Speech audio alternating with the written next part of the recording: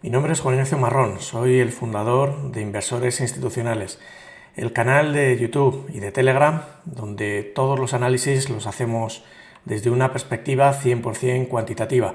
Si tú crees que hay más vida más allá del análisis fundamental y del análisis técnico, este sin duda es tu canal. Vamos a empezar, como todos los días, revisando cuáles han sido los principales titulares del informe que hemos publicado el pasado sábado de seguimiento semanal de los mercados y de la economía. Vamos a empezar, como siempre, haciendo un primer repaso de cuáles son los flujos netos de efectivo. Y esta semana ha habido unas ligeras salidas de la renta variable americana. Estamos hablando de 1.850 millones de dólares.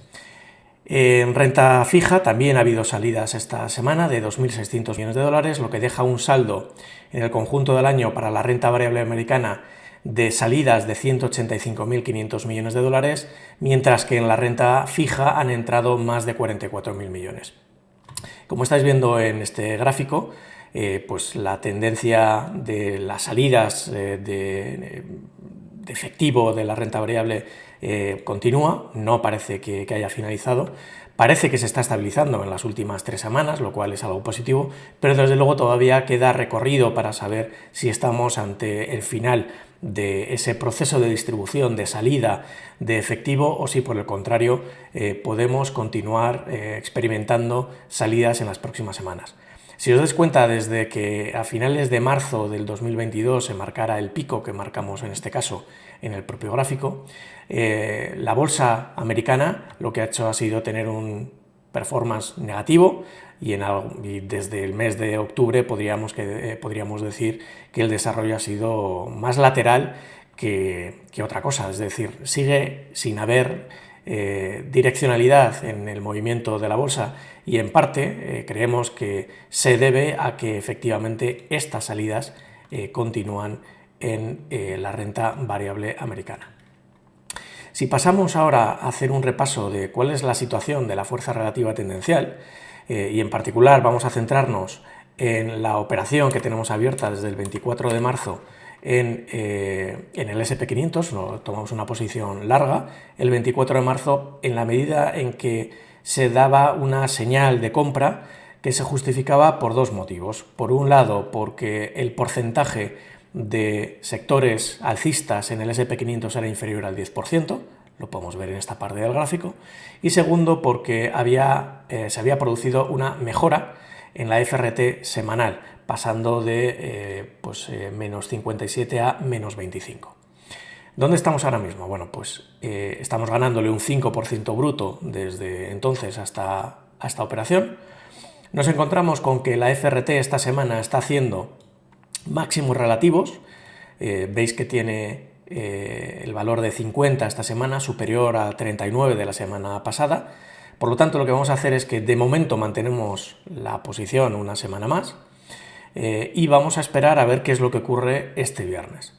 Si este viernes nos encontráramos con que la FRT cae por debajo de 50, cerraríamos la posición y abriríamos cortos. ¿Por qué abriríamos cortos? Bueno, pues porque a pesar de que todavía no tenemos los sectores alcistas del S&P 500 por encima del 90%, estamos en el 82%, ya la FRT está haciendo máximos relativos.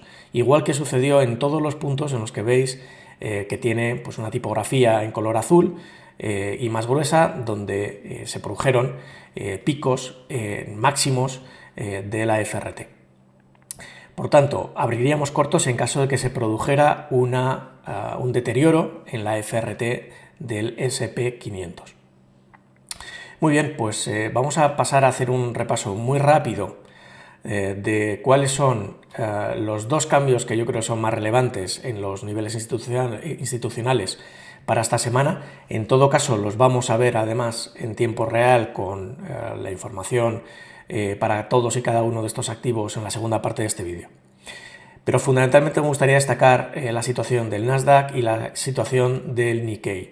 ¿Por qué estos dos? Bueno, pues fundamentalmente porque el nivel de los market makers, que es el que determina el punto a partir del cual estamos ante una predisposición alcista o bajista, ha experimentado una subida muy relevante esta semana, hasta el punto de que en el caso del Nasdaq y del Nikkei, en los dos índices,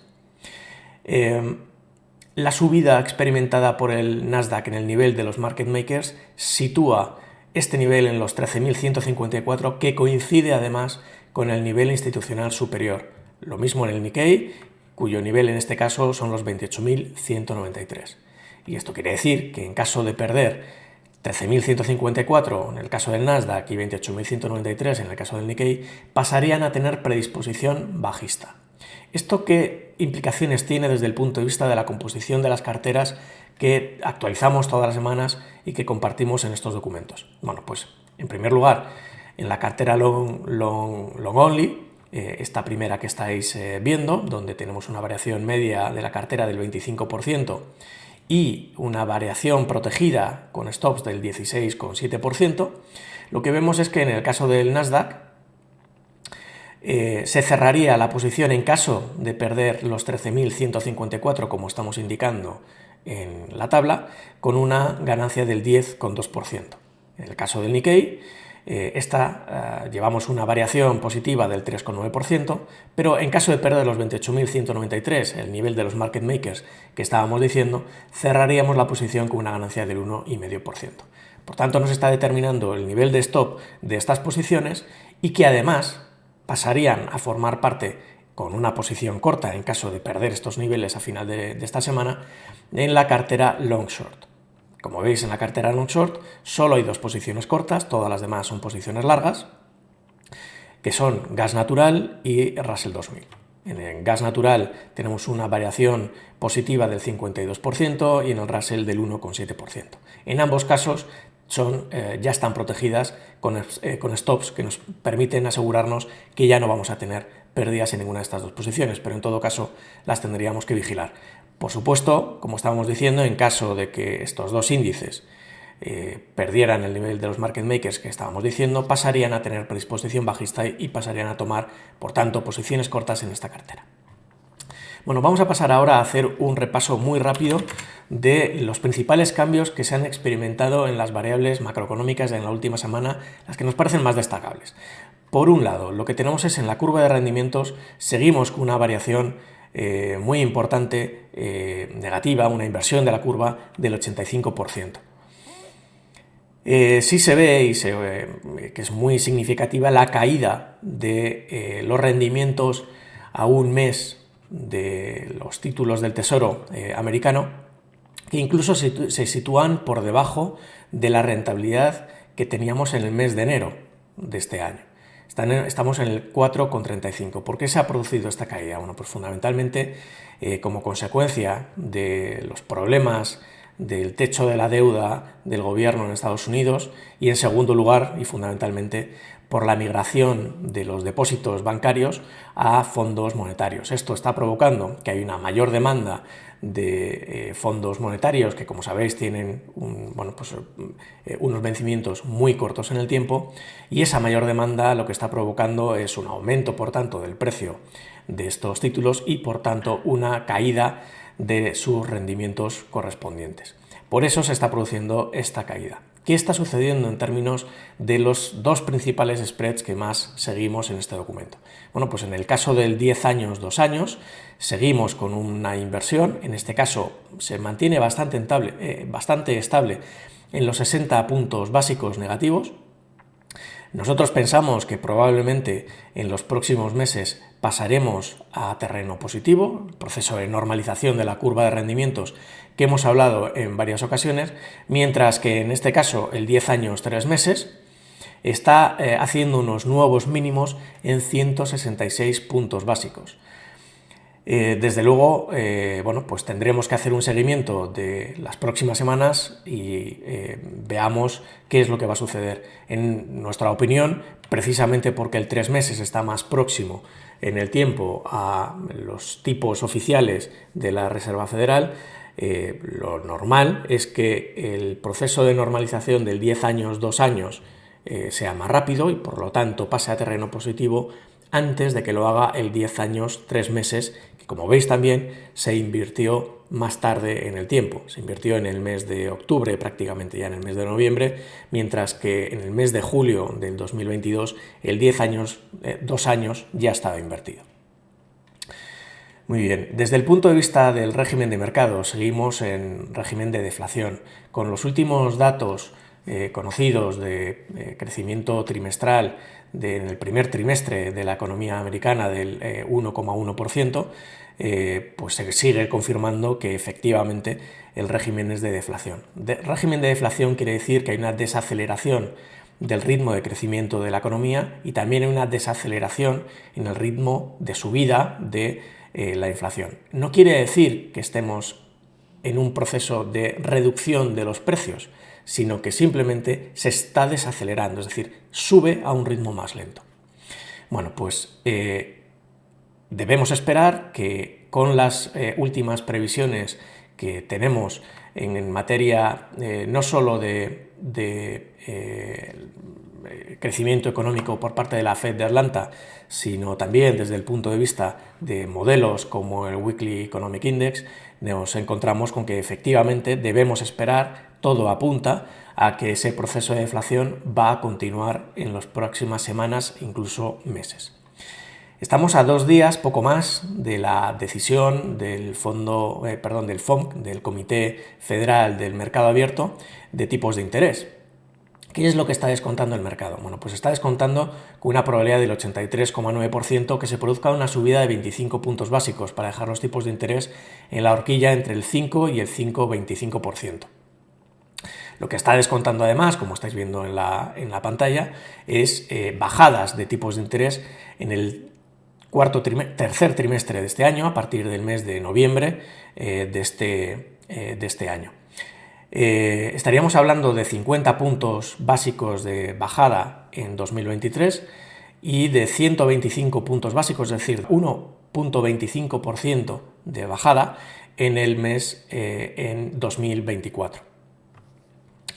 Desde luego, este escenario que descuentan los futuros de los fondos federales es un escenario de recesión, como venimos diciendo en las últimas semanas, y que por lo tanto pues, encaja con las previsiones e incluso los modelos de la Reserva Federal de Atlanta y de Cleveland que hablan de recesión en los próximos 12 meses, hablan también de la misma conclusión de la curva de rendimientos, lo cual es lógico porque tanto el modelo de la Reserva Federal de Atlanta como el de la Reserva Federal de Cleveland se basan precisamente en la curva de rendimientos. Es decir, hay otros modelos que no estiman que hay una recesión en ciernes.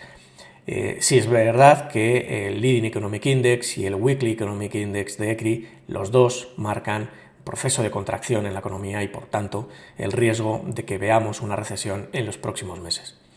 Como siempre decimos, la macroeconomía tiene unos tiempos muy lentos y eso quiere decir que efectivamente desde que se identifica una señal hasta que ésta llega a producirse realmente y se empiezan a ver los efectos, pasa mucho tiempo.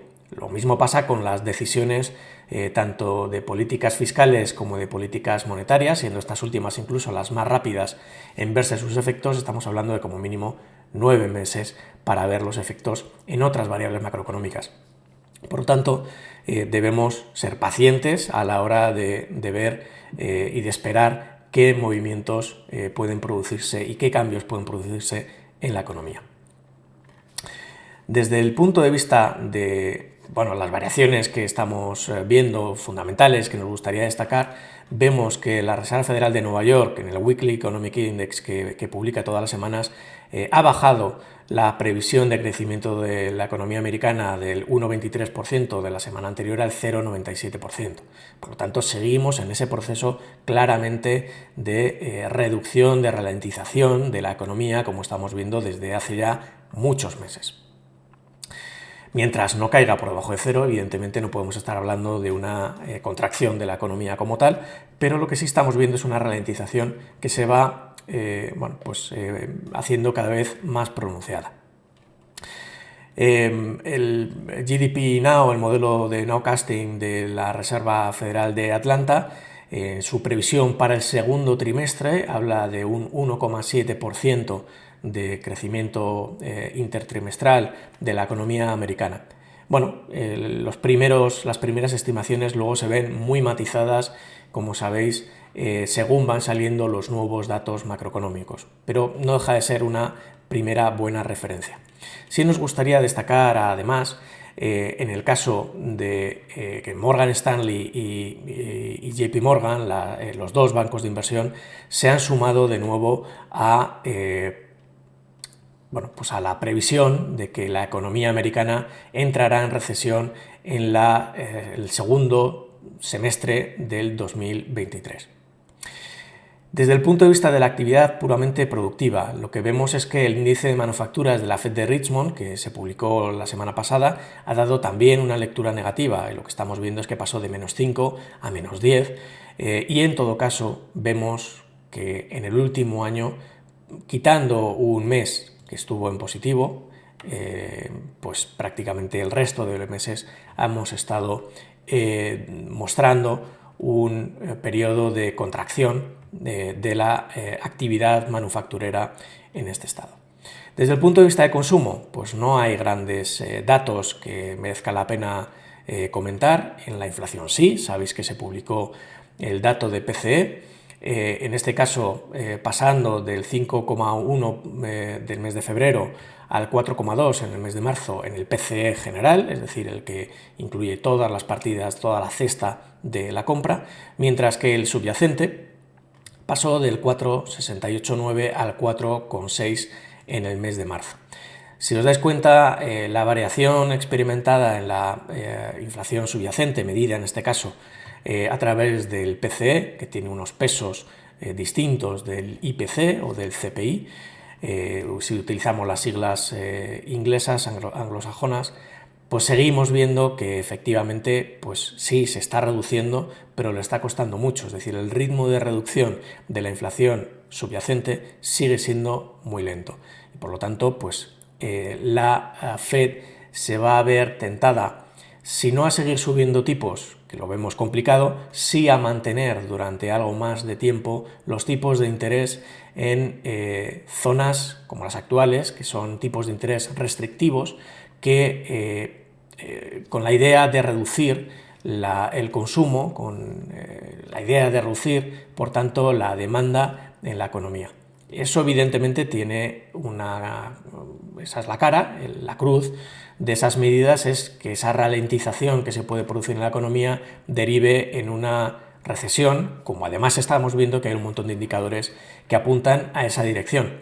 De ser así, lo que nos podemos encontrar es a una Fed que se vea obligada, como están descontando los futuros de los fondos federales, a reducir los tipos de interés para reactivar una economía, porque además esa recesión llevaría consigo una caída de la inflación fruto de la caída de la actividad empresarial y que por lo tanto no serían necesarias más medidas de tipo restrictivo desde un punto de vista de la política monetaria.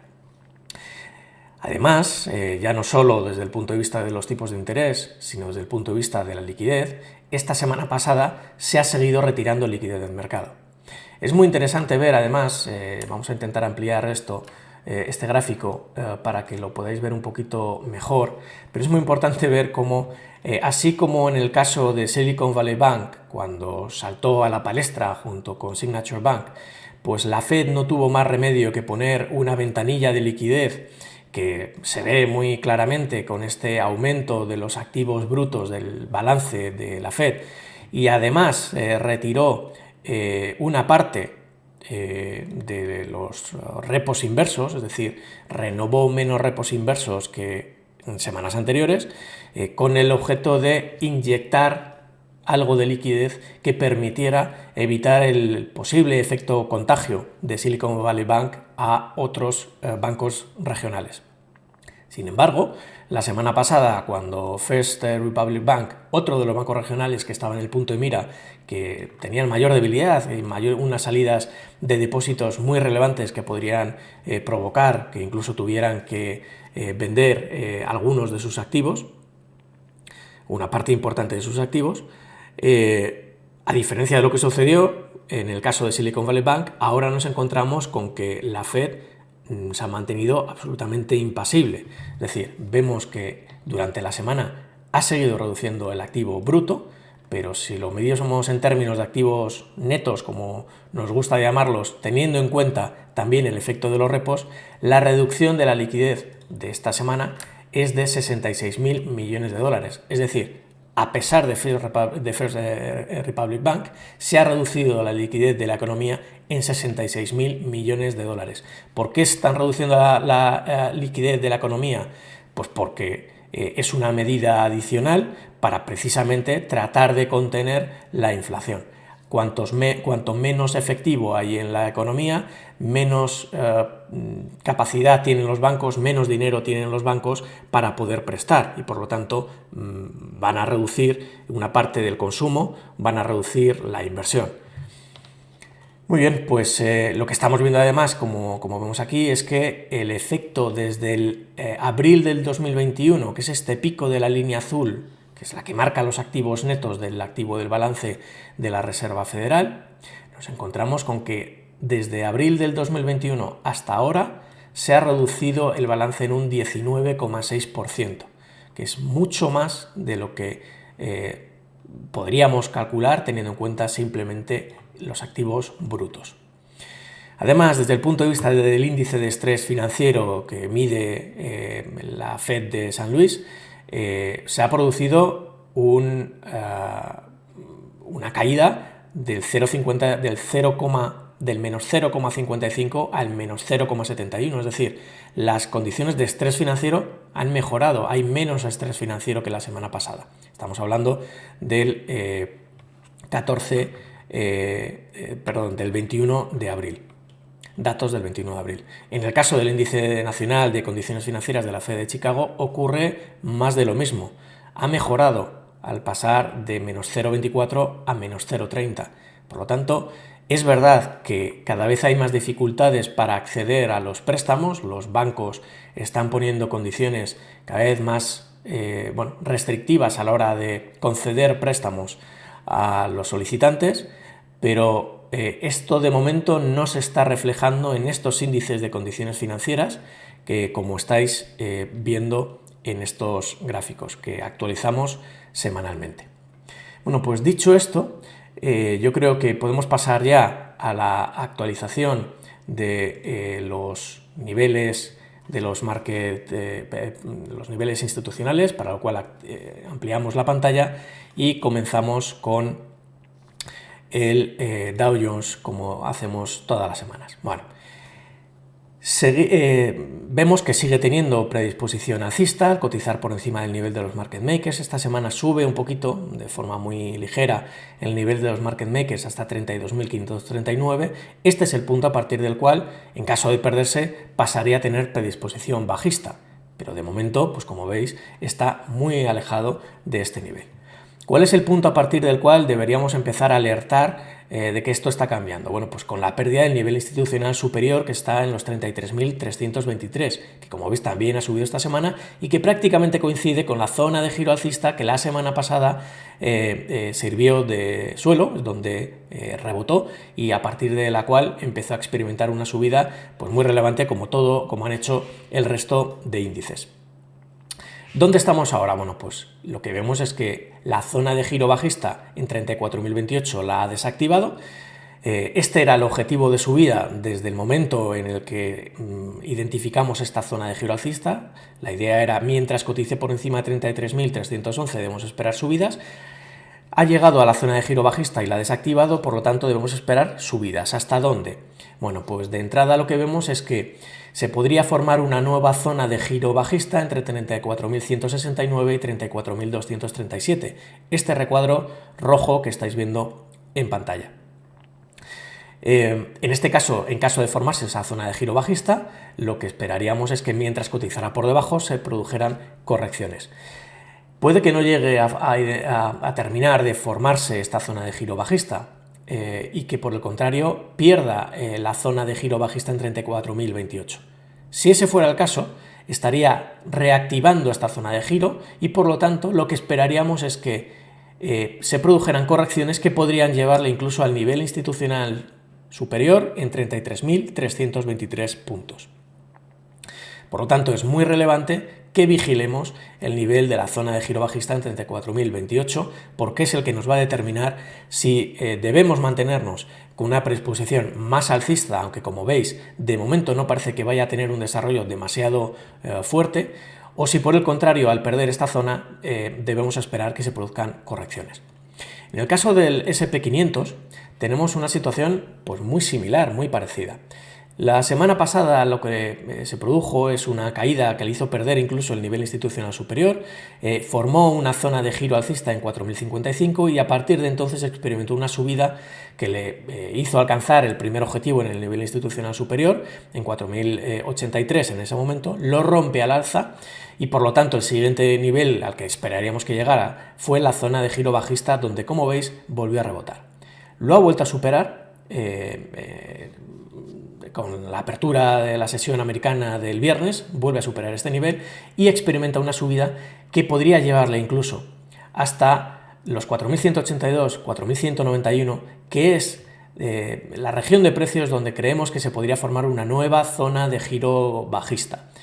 Esto no es una creencia, sino que se calcula a partir de indicadores nuestros, con modelos nuestros, que lo que hacen es ver en qué puntos la oferta y la demanda de títulos a partir de los institucionales pueden tener una relevancia importante hasta el punto de formar un punto de inflexión, un cambio en la dirección experimentada por la cotización.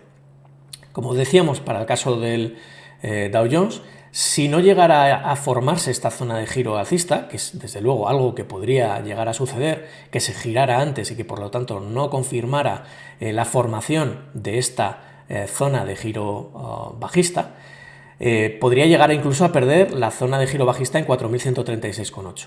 Si eso llegara a suceder, deberíamos esperar caídas que le llevaran hasta el nivel institucional superior en 4.086. Como veis, esta semana ha subido 3 puntos, ha subido muy poquito. Por lo tanto, ese es de nuevo los puntos que tenemos que vigilar. La posible formación de una zona de giro bajista, la pérdida de 4.136,8 como primera señal de debilidad. La pérdida del nivel institucional superior además nos alertaría de la posible finalización del desarrollo alcista que incluso de perder este nivel y de perder la zona de giro alcista podría llevarle hasta el nivel institucional inferior y el nivel de los market makers que se encuentra bastante por debajo, en torno a los 3.967, 3.971 puntos. Pasando al Nasdaq, lo que vemos es que este, como decíamos, es uno de los índices donde se ha producido uno de los cambios más relevantes.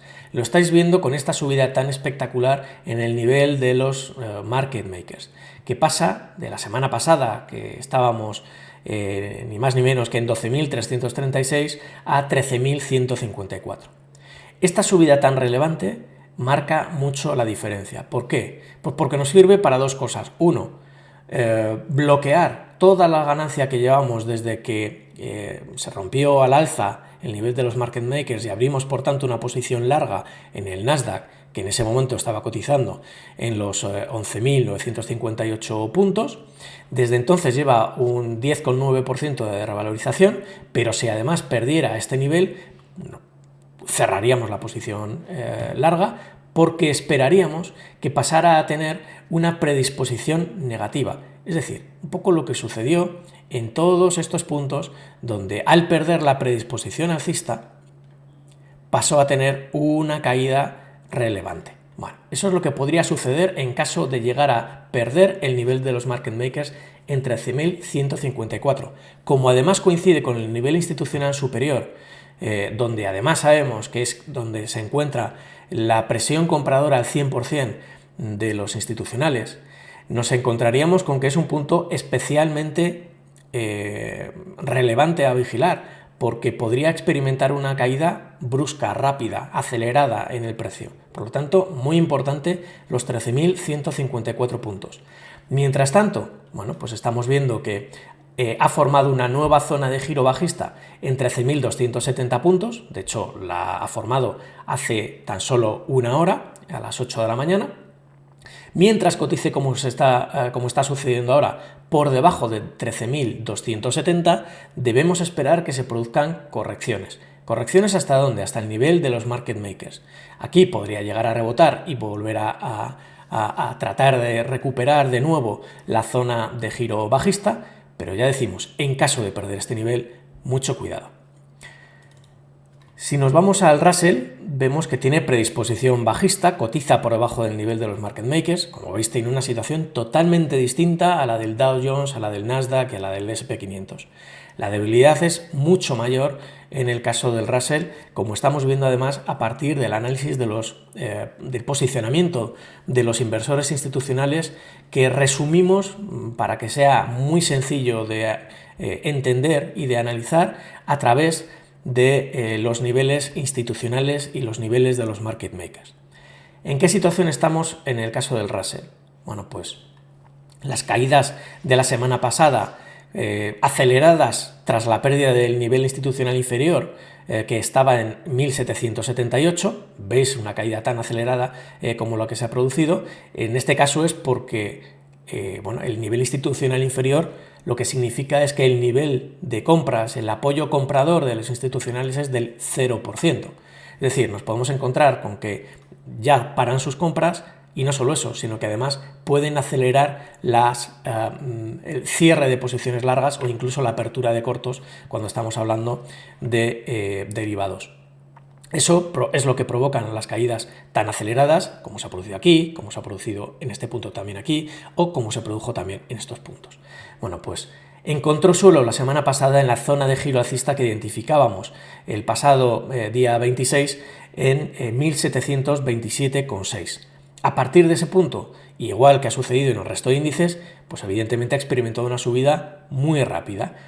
¿Qué esperaríamos? Que le pudiera llevar incluso al nivel institucional inferior en los 1778 puntos. Ese sería el objetivo razonable que deberíamos esperar que se produjera. De hecho, como veis, no se observa ninguna zona de giro bajista potencial por debajo de este nivel, al revés, se encuentra entre 1797 y 1800 puntos. Por lo tanto, todo apunta a que desde luego podría llegar en las próximas sesiones a 1778. Ahora bien, nos tenemos que plantear el escenario contrario. ¿Qué ocurre si llega a perder la zona de giro alcista en 1727? Bueno, pues en ese caso es donde se activa un escenario de caídas, de debilidad, donde podría llegar incluso a 1703, 1707, punto en el que creemos que se podría formar una zona de giro alcista y que por tanto frenara las caídas. Lo que vemos además en el caso del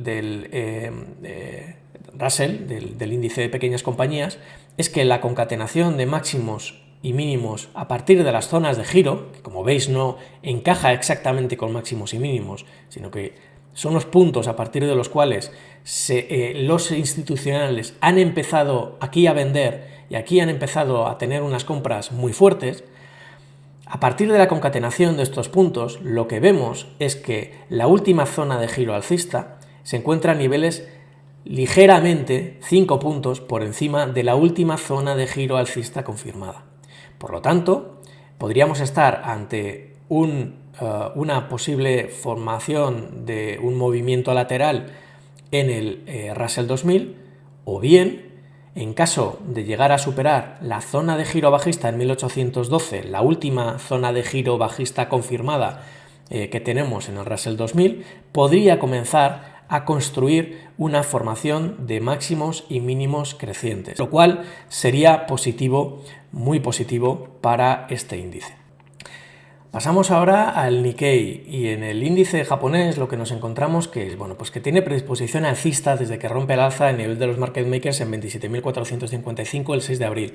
Lleva más de un 6%, y lo que vemos es que además la última zona de giro bajista que la formó pues, el 6 de la formó el 1 de mayo en 29.113, de momento la está desactivando.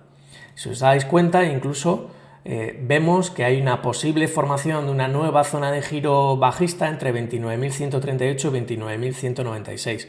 Por lo tanto, podría llegar a confirmarse esa nueva formación de giro, de zona de giro bajista. Vemos que por otro lado está muy cerca, muy próximo a ese nivel anterior, por lo tanto parece que no podría o no tendría demasiado desarrollo alcista en el más corto plazo. Ahora bien, si llegara a perder la zona de giro bajista en 29.113, lo que esperaríamos es que se produjera caídas, correcciones, que potencialmente incluso le podrían llevar hasta el nivel de los market makers en 28.193. Veis que se ha producido una subida muy relevante que sitúa incluso este nivel al mismo nivel que el nivel institucional superior que estáis viendo en este momento. En caso de producirse caídas, no hay nada que frene las caídas por encima del nivel de los market makers. La posible formación de zonas de giro alcistas se encuentran entre 27.894 y 27.950 puntos. Por lo tanto, no hay nada que ahora mismo frenara a el deterioro o la posible caída de este activo. Si nos vamos al índice de volatilidad, lo que vemos es que tiene predisposición bajista. En este caso también se ha producido una caída muy relevante del nivel de los market makers hasta situarse en 20,35. También ha caído algo el nivel institucional inferior que se sitúa esta semana en 17,9. Esto lo que quiere decir es que en caso de que la volatilidad superara el nivel de los market makers en 20,35, pasaría a tener predisposición alcista. Acordaros que la semana pasada el nivel de los market makers estaba en 21,97. Ha tenido una caída bastante relevante.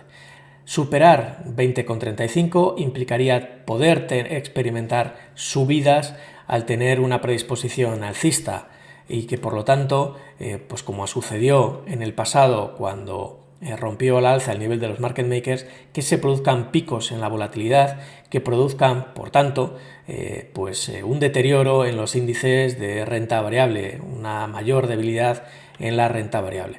Por lo tanto, estamos llegando a niveles del VIX que además en términos anuales están muy por debajo de la cotización media de los últimos 12 meses, pero no solo eso, sino que como veis estamos próximos a niveles cada vez más cerca que en caso de superarse nos estarían alertando de posibles correcciones en la renta variable. Combinar las señales del índice de volatilidad con los propios niveles institucionales y de los market makers de los índices bursátiles, pues creemos que es una práctica muy sana. Desde el punto de vista de las materias primas y comenzando por el oro, sigue teniendo predisposición alcista desde que rompió al alza el 28 de noviembre el nivel de los market makers en 1741. Ahora cotiza en 1981 prácticamente, un 13,8% por encima. La última zona de giro bajista en 2044,65 es la que estamos viendo aquí, que sirvió de techo, provocó unas caídas que de momento pues están siendo bastante significativas. ¿Qué es lo que podríamos esperar? Bueno, podría llegar incluso al nivel institucional superior en 1896. Ahora bien, encontramos que entre 1958 y 1962 podría formarse una zona de giro alcista y que por lo tanto frenara las caídas. Pero si os dais cuenta, de momento se está manteniendo estable, pero tampoco muestra ninguna intención, al menos de momento, no se observa en el gráfico ningún momento concreto de que le pudiera hacer experimentar subidas para testear la última zona de giro bajista e incluso llegar a máximos históricos. Lo que estamos viendo es que, por tanto, la debilidad que identificábamos con esta zona de giro bajista, pues es la nota, la debilidad es se observa que la debilidad es lo que más domina ahora mismo al oro. En el caso del gas natural, predisposición bajista, desde el 27 de diciembre ha caído más de un 50% y lo que estamos viendo es que la última zona de giro alcista en 2,25 ha servido de suelo, ha experimentado una subida y se ha frenado en la última zona de giro bajista que identificábamos ya la semana pasada y decíamos, oye, cuidado, porque en torno a 2,48 en este caso se podría dar podrían comenzar las correcciones. Como veis, ha intentado superar sin éxito en 2 ocasiones este nivel. Ahora mismo está experimentando correcciones que podrían llevarle de nuevo a la zona de giro alcista en 2,25 e incluso que formara una nueva zona de giro alcista por debajo de esa cota, entre 2,20 y 2,22. De producirse este caso, estaríamos de nuevo en una concatenación de máximos y mínimos que curiosamente pasarían a ser algo negativos, pero en la medida en que esta nueva zona de giro alcista siga estando por encima de la última zona de giro alcista más negativa, que es 2,13, deberíamos poder seguir manteniendo la tesis de que el gas natural pueda empezar a concatenar máximos y mínimos crecientes. No invalidaría ese escenario, esa posibilidad, el hecho de que formara esta zona de giro alcista a un nivel, a una cota inferior a la anterior en 2,25. En cambio, si superara 2,48, lo que esperaríamos es que experimentara subidas que le podrían llevar hasta el nivel institucional inferior en 3,001. Lo que sí vemos es que entre medias puede experimentar frenos en el nivel de 2,55, 2,56. Por lo tanto, le puede costar en un primer momento al gas natural seguir desarrollando movimientos alcistas y, como veis, se está moviendo en un rango relativamente pequeño, sobre todo teniendo en cuenta la volatilidad de este activo. Si pasamos ahora al Brent, seguimos viendo que tiene predisposición alcista, es la posición que tiene más longeva que tenemos en la cartera desde el 2020, con una revalorización del 150-160%. ¿Qué nos hemos encontrado? Bueno, pues que con la pérdida del último nivel institucional superior, la última pérdida que hizo en el nivel en ese momento de 83,79, se produjo una caída relativamente acelerada que le ha llegado incluso a definir una zona de giro alcista en 77,73. En 3 ocasiones, 4, ha llegado incluso a perforar este nivel sin éxito y de hecho a partir de este nivel es a partir del cual ha empezado a rebotar. ¿Qué debemos esperar? Mientras se mantenga por encima de 77,73, debemos esperar que se produzcan subidas que le podrían llevar hasta el nivel institucional superior en 83,20. Como veis, un poquito por debajo, entre 82,70 y 82,87, podría identificarse una nueva zona de giro bajista. Por el contrario, si llegara a perder la zona de giro alcista, que sería el escenario más negativo, podría experimentar caídas que le llevaran potencialmente al nivel institucional inferior en 74,57, pero como vemos, hay algunos niveles como son 76,87 y 77,02, donde podría formarse una nueva zona de giro alcista. Es decir, que podría frenarse, como ha sucedido en estos puntos, las caídas en el caso del petróleo y que por tanto no llegará al objetivo del institucional inferior. Por tanto, debemos vigilar 77,73 y mientras cotice por encima de este nivel, esperar que se produzcan subidas. En el caso del euro contra el dólar, lo que estamos viendo es que se han producido una corrección desde el momento en el que la zona de giro bajista en 1,1074 ha entrado en funcionamiento, se ha reactivado. La predisposición sigue siendo alcista, es decir, la tendencia de fondo a partir de los niveles institucionales y de los market makers sigue siendo claramente alcista. Ahora bien, esta zona de giro bajista que ha intentado romper en varias ocasiones sigue actuando de techo. En la medida en que cotice por debajo de esta cota en 1,1074 debemos esperar que se produzcan caídas que podrían llevarle potencialmente hasta el nivel institucional superior en 1,08. Ahora bien, entre 1,0897 y 1,0919 podría formarse una nueva zona de giro alcista, como estamos viendo en todos estos puntos anteriores, y que por tanto frenara las caídas.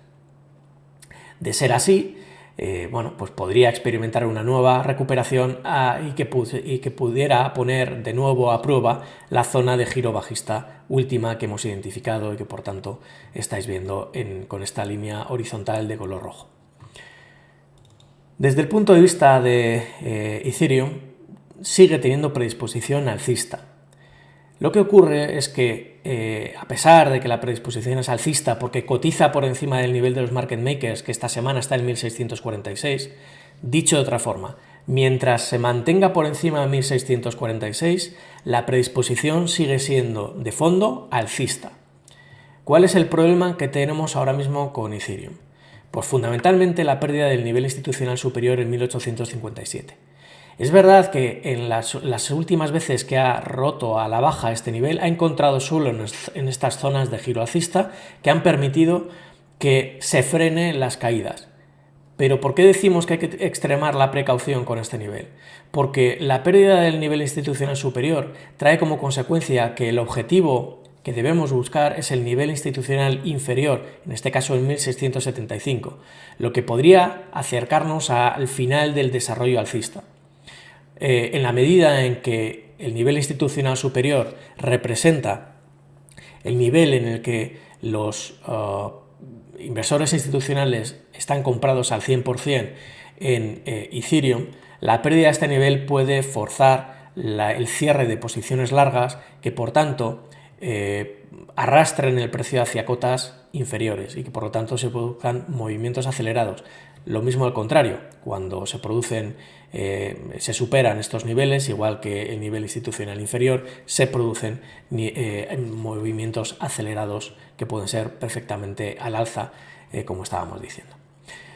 Por tanto, debemos vigilar que este nivel, si finalmente se pierde o no. En caso de llegar a superarlo, deberíamos esperar subidas que podrían llevarle hasta la última zona de giro bajista, si bien entre 2026 y 2035 podría formarse una nueva zona de giro bajista que frenara las subidas. Es decir, parece que se está estrechando el rango en el que podría estar cotizando Ethereum en las próximas semanas y que estuviera desplegando un movimiento de tipo más lateral que de tipo direccional.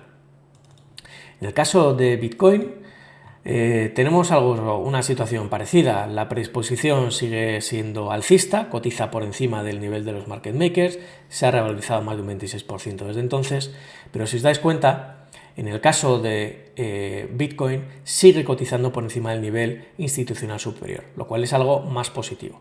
Lo que sucede es que la última zona de giro bajista que hemos identificado está a un nivel inferior de la anterior confirmada, es decir, 30.879.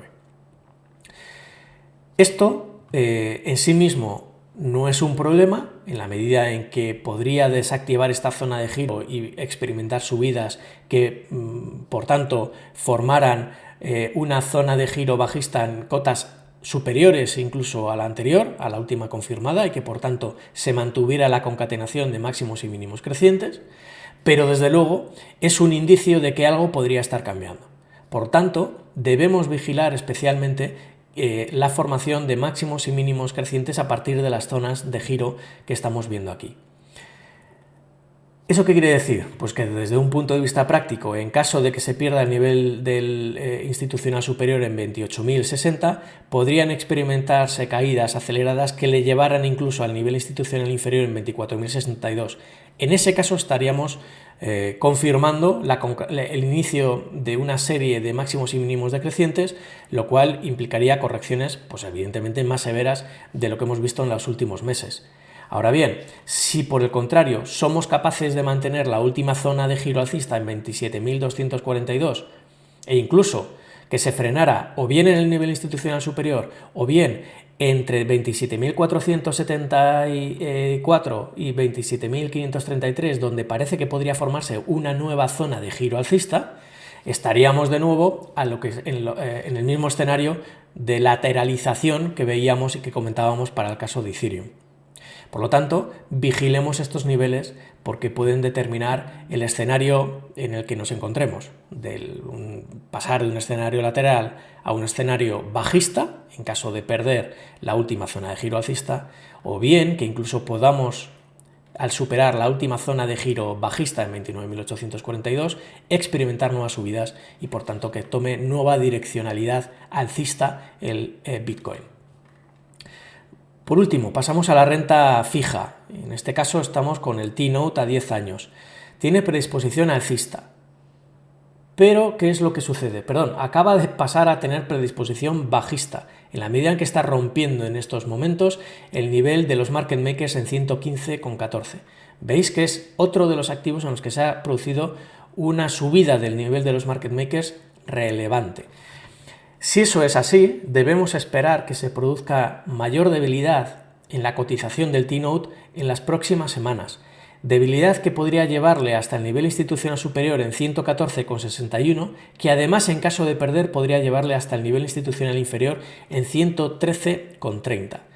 ¿En qué escenario encaja esta caída? Bueno, pues encaja en un escenario de subidas de las rentabilidades, de subidas de los tipos de interés. Como vamos a ver además, en el caso del 2 años, esa predisposición bajista de momento no se produce. Seguimos estando por encima del nivel de los market makers, lo que podría llevar a que se produzca entre el 10 años y el 2 años una mayor normalización, es decir, que los diferenciales entre el 10 años y el 2 años, que ahora mismo se encuentran en el menos 0,6%, 60 puntos básicos negativos, pasen a cotas algo mayores, es decir, que pase a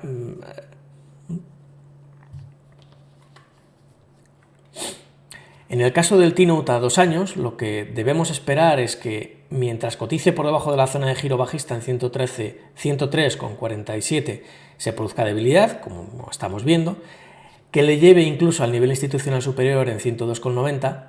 En caso de perder 102,85, que es el nivel de los market makers, ahí ya sí pasaríamos a tener predisposición bajista y por lo tanto esperaríamos que tanto la parte más corta de la curva de tipos, como estaríamos representando con este T-Note a 2 años, como la parte larga, que sería el T-Note a 10 años, estaríamos esperando que se produjera un aumento de los rendimientos. Muy bien, pues por nuestra parte damos por finalizada la revisión de los niveles institucionales. Como siempre, eso sí, pues os agradeceremos que os suscribáis, que le deis al like y que activéis la campanita para que recibáis las notificaciones y por supuesto contamos con vosotros para la próxima edición de este vídeo que se producirá el próximo lunes. Hasta entonces, que tengáis una muy buena semana y buenas inversiones.